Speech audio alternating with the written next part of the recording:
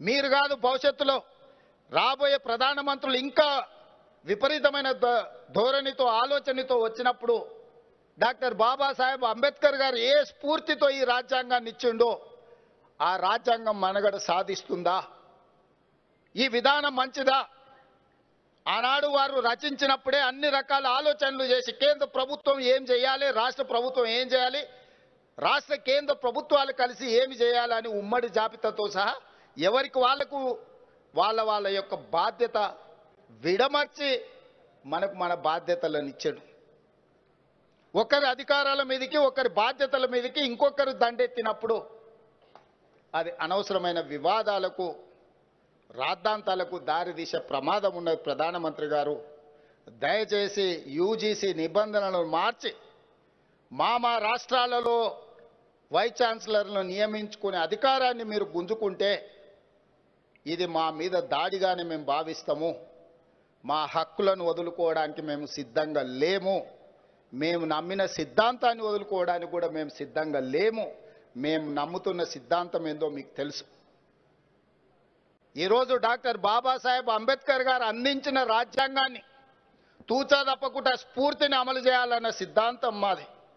దాన్ని సమూలంగా మార్చాలి, ఉన్న రిజర్వేషన్ల విధానాలను రద్దు చేయాలన్న ఆలోచన మీకు ఏమైనా ఉంటే తక్షణమే యూజీసీ నిబంధనలు ఉపసంహరించుకోండి. ఇవి చర్చకు పెట్టినా కూడా మంచిది కాదు. ఇక్కడ చాలామంది అంబేద్కర్ ఓపెన్ యూనివర్సిటీ సిబ్బంది ఉన్నారు. యూజీసీ ఈరోజు కొత్త గైడ్లైన్స్ను రాష్ట్రాలకు పంపించింది. ఆ గైడ్లైన్స్ ప్రకారం వైస్ ఛాన్సలర్ల నియామకం భవిష్యత్తులో మన చేతిలో ఉండదు.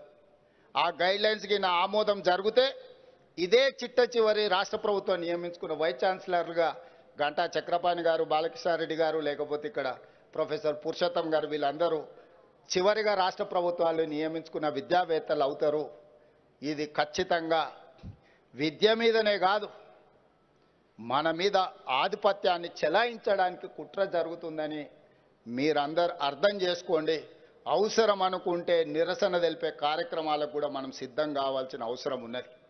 మన యూనివర్సిటీలు ఈ తెలంగాణ ప్రజల యొక్క ఆలోచన విధానానికి, తెలంగాణ సమాజానికి పట్టిన లేదా తెలంగాణ సమాజం ఎదుర్కొంటున్న సమస్యల మీద విద్యార్థులు చదువుకుంటూనే చైతన్యంతో పోరాటం చేశారు.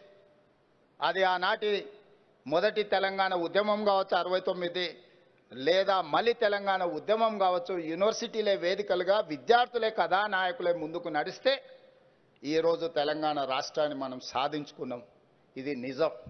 సరే, నేనెన్ని చెప్పుకున్నా, ఇంకెవరెన్ని చెప్పుకున్నా, మా గొప్పతనాల గురించి మాకున్న ప్రసార మాధ్యమాల ద్వారా మేము ఎంత ప్రచారం చేసుకున్నా, మేము నాయకులుగా రాజకీయంగా ఈ ఉద్యమాలను ఉపయోగించుకొని ప్రయోజనం పొందిన వాళ్ళమే తప్ప మేము చేసిన త్యాగాలు గొప్పగా ఉన్నాయని అయితే నేను భావించడం లేదు. అందుకే ఈరోజు మళ్ళొక్కసారి ఈ విద్యార్థులు ఆలోచన చేయాలి, సెమినార్లు పెట్టాలి, చర్చలు జరగాలి. ఈ నిబంధనలు తెలంగాణ సమాజానికే కాదు, ఇతర రాష్ట్రాలకు కూడా ఇదేమైనా ప్రయోజనం ఉంటుందా?